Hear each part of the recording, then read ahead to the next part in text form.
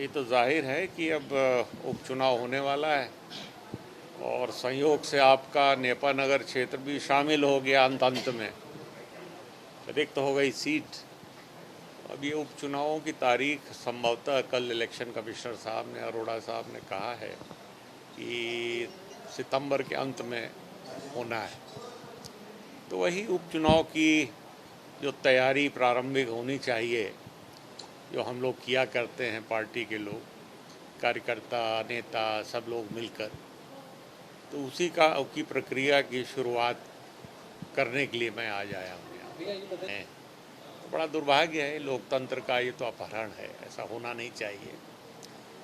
और मेरा तो मानना है कि एंटी डिफेक्शन लॉ में संशोधन करके अब ये प्रावधान लाना चाहिए कि जो जिस पार्टी से जीते, अगर वो पार्टी छोड़ देता है तो वो अयोग्य हो जाना चाहिए 6 साल की।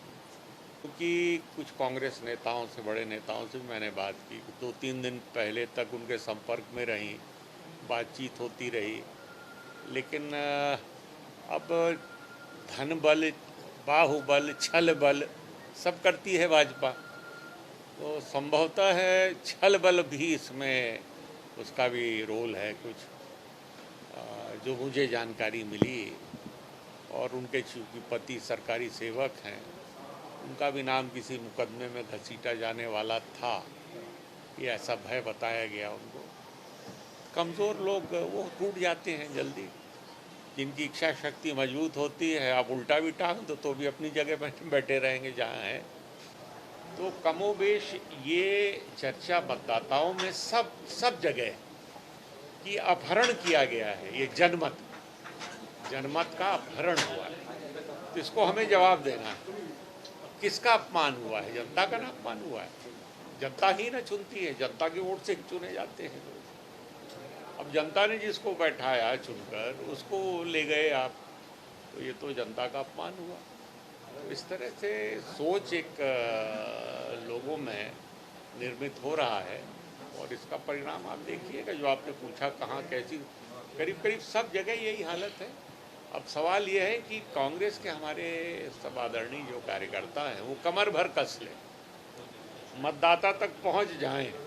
अब जो खोखलापन है हमारी मोदी सरकार का, और यहाँ तो कुछ हो ही नहीं रहा है। यहाँ जब से कोरोना की सरकार है, ये कोरोना से लड़ाई में कमलनाथ जी लग गए और यहाँ पता चला कि सरकार बन गई उसी दौर में। पहले घोषित कर देना चाहिए था, अगर इंटरनेशनल एयरपोर्ट्स को पहले बंद कर देते, पहले हफ्ते मार्च में, मोदी साहब, प्रधानमंत्री जी। ये तो आयातित बीमारी है, विदेश से आई है, लोकल तो है नहीं, कोई बैलगाड़ी से थोड़े आई है, ये तो हवाई जहाज से आई। तो ये बीमारी नहीं फैलती, लेकिन चूंकि इनको मध्य प्रदेश की सरकार गिरानी थी, उसका इंतज़ार कर रहे थे ये लोग। तो जब गिर गई सरकार मध्य प्रदेश की, अगले दिन जनता कर्फ्यू किया और लॉकडाउन लगा, जो कि कम से कम 1 महीने पहले, 20 दिन पहले लग जाना।